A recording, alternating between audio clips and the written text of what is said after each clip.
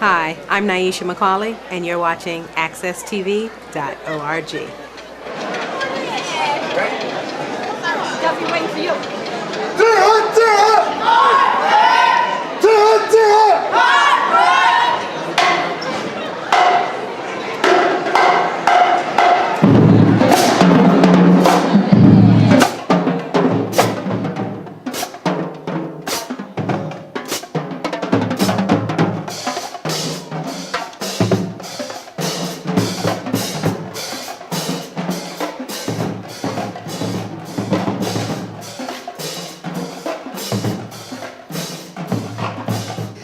Hi, we're here with W4 News at Rawson School, and we are here for the Weaver Pep Rally, and I want to bring in some Blue Hill Civic Association board members to tell you a little bit more about what we learned here tonight. So I'm going to have the members introduce themselves and just give us a little update about what's going down at Rawson, and it's about Weaver. Yes, indeed. My name is Joshua Hall. I'm the Vice Chair of the Blue Hill Civic Association. Today's an awesome day. They revealed the plans for the new renovation for Weaver High School. Just a bit about myself, I was a teacher for about 12 years at Weaver High School. So to see the transition that is going on, and I'm also a resident of this community, that's just a beautiful thing that's happening today. Here as well is Vicki Fennell, who's also a board member of the Blue Hill Civic Association. And a Blue Hills resident since 1969. It is just mind-blowing when you see how much good things are happening in the Blue Hills neighborhood. For one, the building that we're standing in here is my old alma mater. And I'm so proud of it. And then down the street, our cousins at Weaver High School there. And that building is just absolutely gorgeous. I cannot believe how beautiful it turned out. I think it's going to be a magnet for a lot of good things to happen here in the city, in this part of the city, particularly the Blue Hills neighborhood. And I think that the kids are going to feel good about going to a building that has so many wonderful programs that, we're hearing about that are going to be offered there. So I'm excited. I'm sure the neighborhood is excited given the turnout here tonight, and nothing but great things for this area. So Josh, why do a pep rally when the school is not built yet? I think the most important thing was to let the community know that because there were some strong feelings about the fact that Weaver was closing, and I think there needed to be a sense of pride that it's not closing, that it's just going through a process, through a transition, and it's coming back even stronger than ever. And I think it was important for the community to know that folks are working diligently to make sure that happens.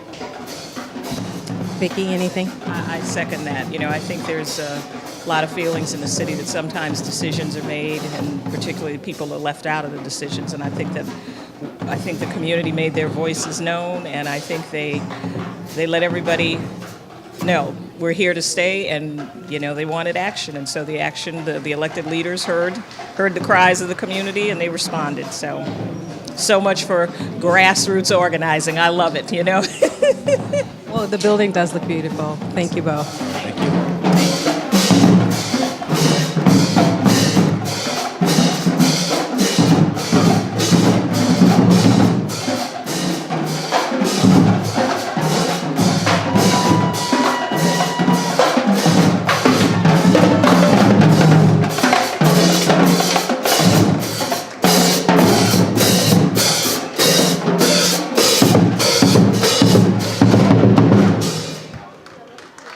Weaver is here to stay. And Weaver will be better than ever.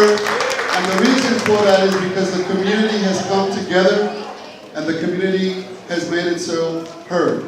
So I look forward to working with all the partners. Nicole, I want to thank you. I want to thank all the partners at Blue Hill Civic Association, the NRZ, all the groups that have come together to make sure that we move forward, but we move forward promptly, for the benefit and the well-being of our students and our children. So again, thank you, congratulations. I look forward to this. I want to thank John Motley and the School Building Committee. All of the people are here. Ritter, Council President Wood, Council council members, Senator Coleman, Senator McCauley, everyone that's here that has had a large role to play in terms of doing this. Thank you so much, and we look forward to working together. Thank you so much. Good evening, everyone.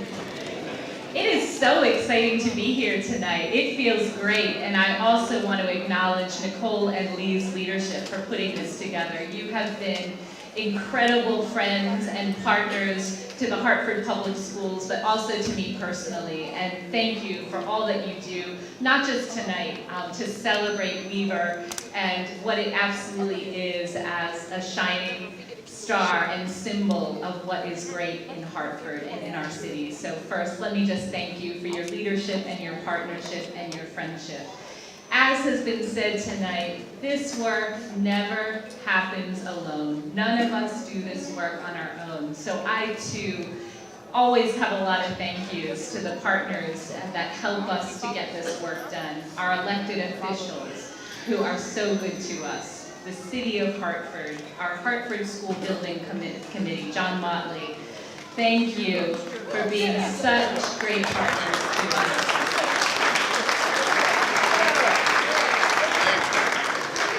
For our students that are here, this is for you.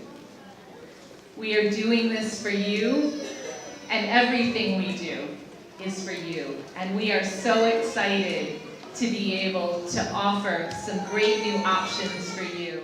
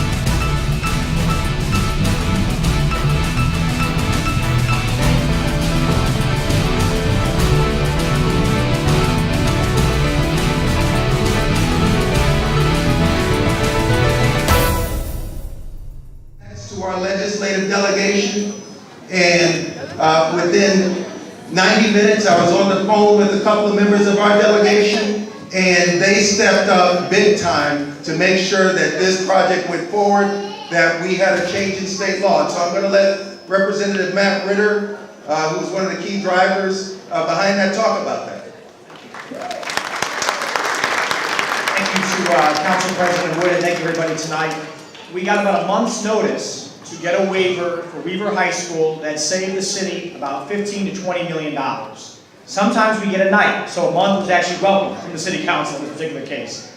But I just want to say three things. One is, how did it get there? It wasn't Senator Coleman, Representative McCauley, it wasn't me, it wasn't the three of us, it wasn't Representative McGee, it was the entire Hartford delegation. And as you know, we all have districts, right? And sometimes you hear, well, they represent the South End. All 8 members of the Hartford delegation were on every amendment, involved in every conversation, and throwing their support behind that. So when you're talking to the key people in the room, one day it was Eric talking, the next day it's Doug, the next day it's Representative Gonzalez. Everybody went to work to make it happen. Weaver is not a North End jewel, it is a Hartford jewel, and the delegation reacted accordingly to that. The second thing that helps tonight, sometimes people say, we need a law. And you say, well, do you have any more information? Do you have details? There's a woman named Nicole Porter, who I know is in this room, who I told my wife, I said, do not be jealous. Nicole and I are working on Weaver. She emailed me 3 times a day for about 30 days in a row with everything you would need. How are we doing? What do you need? Do you need us to mobilize? Has the Board of Education answered the questions to the State Department of Education? When you have community leaders like that, you can get anything done in a short amount of time. So a round of applause for Blue Hills and Nicole for that.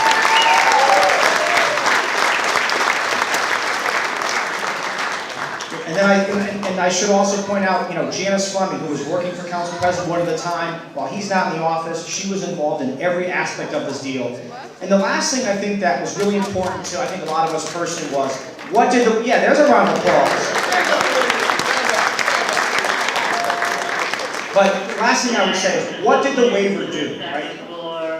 Uh-oh. Sometimes you go on too long, they really cut you off here. But the last thing I'll say is that the waiver did two things for Weaver High School to get it, to allow it to build, to continue to have the large auditorium. Every know Weaver has a very large auditorium and a wonderful field house. And that field house is named for a wonderful, wonderful man who probably did more for Weaver students than anybody in the history of our city.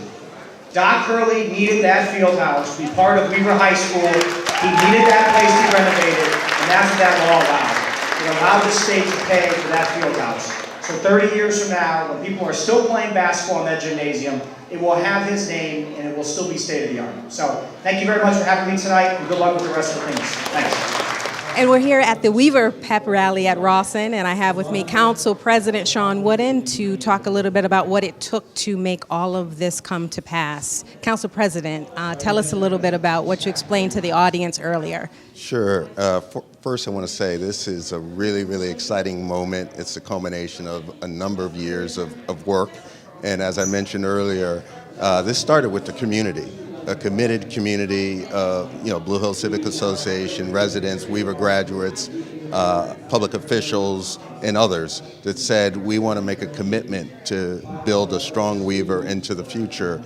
And in order to do that, that takes resources. So first came a lot of planning and discussions and collaboration. And then in 2012, the City Council adopted a budget which committed $100 million in it, despite the fiscal challenges of our city. But we said this is a priority, this is important, and Weaver's an important institution to our community. And so we've done that. Last year we ran into some problems keeping the project on track, and we sought help from our legislative delegation in order to do that. And within a matter of weeks, we had a bill that saved us a lot of money, kept the project moving forward. And so it was a real community collaboration with government at the city level and at the state level. And so it's exciting. I mean, I grew up in this neighborhood, this community, and so it feels really good.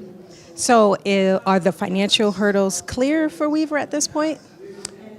Yes. The funds that the city's required to put in, they are in the city budget and committed to the project, already started being spent. And at the state level, that's in place. And so now we saw some great renderings of what a new Weaver will look like. They'll keep refining that. The architects are still working on it.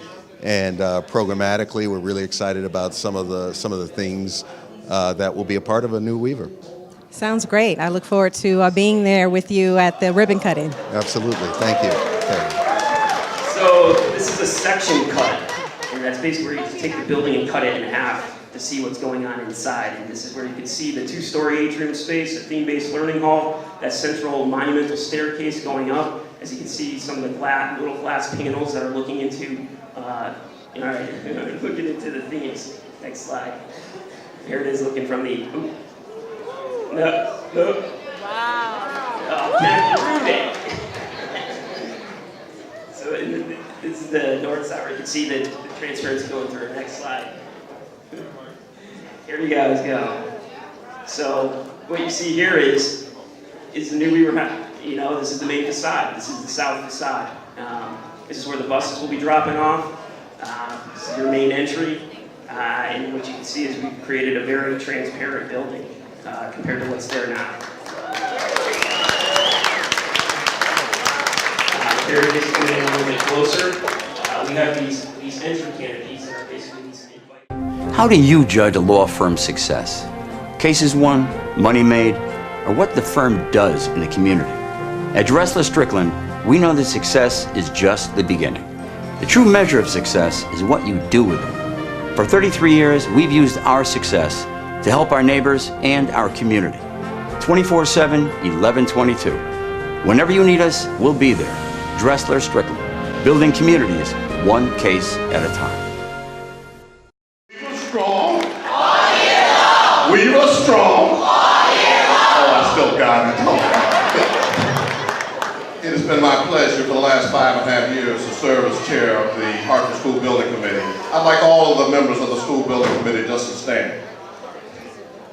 That's it? That's all I got? Okay, fine, sit down. Now, one of the privileges I have is to select the people who are going to select the architects and the contractors to build this school. I'm going to ask all of the members of that committee to stand. Stand up. Lee Hunt's over here. Nicole Porter, you were on that committee. Thank you. Give them a hand. And the reason I mention that is if there are any problems, see one of them. Now, briefly, I'm going to introduce the lead architects in just a moment, but I want to just say this. I've been chair of this Hartford School Building Committee for 5.5 years. This is the first time in that entire period, and even before that, that we have brought the community together this early in the process. And I say that because there is a danger in it. The plans are not complete. You're going to be looking at preliminary plans. So keep in mind that there will be changes. So don't expect that when you see it next time, you say, oh, what about that, whatever, porch? I like the porch with the swing on it, but no, it might not be there. So without further ado, because I really want you to look at the preliminary plans, I'm going to bring up the architects, let them introduce themselves. Slam and Amenta Emma, please come forward. I don't know who's going to take the lead, but introduce yourself. Hi, good evening. My name is Kevin Morhart with the Slam Club. So I'm here with Paul Holzer of Achieve Hartford. Paul, you were here for the unveiling of what the new Weaver is going to look like. This is a Weaver pep rally at Rawson. So what did you think? I am fired up. I think this is exactly what the community has deserved for a really long time. I think, while I try not to focus so much attention on the building, but more so what's going in it, you gotta focus on it right now and see it as great news and know that it's going to have a huge impact on pride in the neighborhood and finally give folks, students especially, a school they can be proud of. So I did notice one of the things that Blue Hill Civic Association made sure that they mentioned was that although the architecture is set, the programming is not. What do you think about that? Yeah, I was really glad to hear Blue Hills just come out and say it and represent the community by saying, listen, it is not a done deal. There's a new superintendent in town. Conversations, to my knowledge, have not yet happened as to what the community wants to see go into that school. You know culinary's got to go back. That school is a vibrant school. It needs a home. They have the awesome facility within the cafeteria to do hospitality tourism. But they have got to figure out that it's not about the theme. I mean, I think people got to drop this idea of, oh, just the theme is it. You know, the theme is important to figure out who your partners are and where kids might want to go to college, where they're going to get career exposure. But it's what else, right? What's going to make that school great in terms of the teaching, in terms of, the after-school programming, in terms of other interventions, like if it's wraparound services, that's going to be the stuff that's going to say, like, we got challenges in this community, but we're going to solve them here.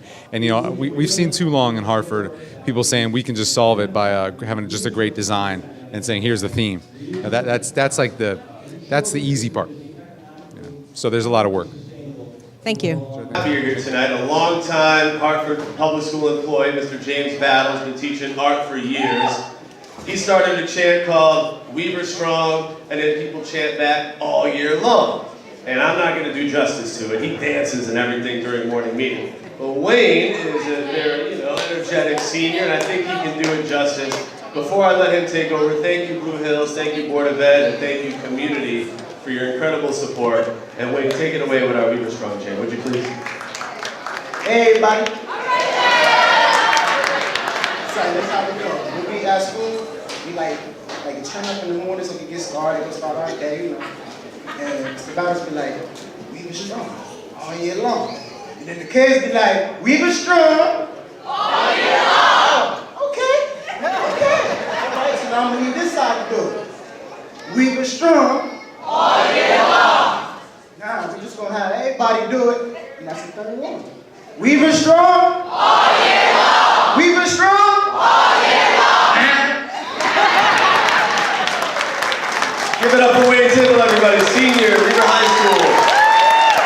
Heading off to AIC, perhaps not yet fully determined, but what a great scholar. And I had the pleasure of snagging the current principal of Weaver, Principal Goodwin.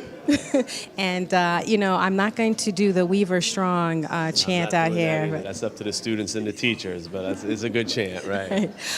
So we had the privilege of just hearing about all the good things that are going to be happening at Weaver. And so just share with our viewers what you're feeling about tonight's pep rally and the future plans for Weaver High School. Well, we're very excited because over the last several years, our attendance is up, our chronic absenteeism is down. We also have a decrease in suspensions. We have test scores that are on the rise, math up about 350%, English reading up about 450%, which is the highest in decades. So we've seen a lot of growth, and the fact that the new Weaver is coming around in the fall of 2018, it really provides a lot of energy to the students. Even the students who may not be attending because they're going to graduate, we tell them all the time that you're building the future for your cousins, possibly your children, your relatives, so what you build now off-site will be part of the character of the new building when it comes online in 2018. So it was exciting to hear that Weaver will be the place where Rawson students aspire to. That's kind of like the theme or the bridge that you're looking to build. Right, Rawson, Simpson, Waverly, Mark Twain, Martin Luther King, and really all throughout the city because it's a choice district now. Students who are interested in any of the themes, culinary, business and preliminary themes, culinary, business and finance, STEAM, they can all apply to go to Weaver. Those in the district would have first preference from the neighborhood schools, but anyone can apply to go, and we're happy to have as many people apply as possible. Yeah. Well, I'm excited, and I felt the energy when they unveiled the plans. So what did you think about that? Well, I was lucky enough to see him about a month ago, so I knew everyone would be excited. Having taught at Weaver back in the 2000s and been in a classroom without windows, it certainly is beautiful to see now the building wide open and all the ambient light. It's really amazing. Yeah. Well, we look forward to be with you on the ribbon cutting day. Hey, I'll look forward to being there too. We take our text from the first book of the Bible. Let there be light. Oh, hallelujah. There will be light. Thank you very much. And while we're continuing, I got a call. Nicole needed help in raising money. She said, rather than just have this show and tell, wouldn't it be great if we had food and something to drink and giveaways? And so she sent one of her people to ask me to raise some money. Could you stand up, people? Her people called me and said, could you raise some money? So I said, how much do you need? She says, $3,000. And I said, it is done. And then I made 3 phone calls, and I'm going to ask the people to stand up. I asked, okay, the O&G, Jack, stand up. I called Downs, stand up. I called Bob, Emma, stand up. And they spoke for their teams. And then I said, while we're at it, the Voices, are you going to put up the money? So the Voices put up $500 also. So thank all of the sponsors.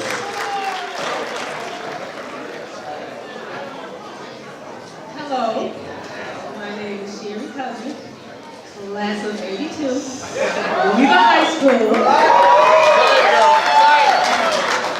And the first 2 lines are as follows. Glorious our sons and daughters of our noble Weaver High, pressing on toward new horizons as we hopefully aspire. Grant us courage, grant us wisdom, strength.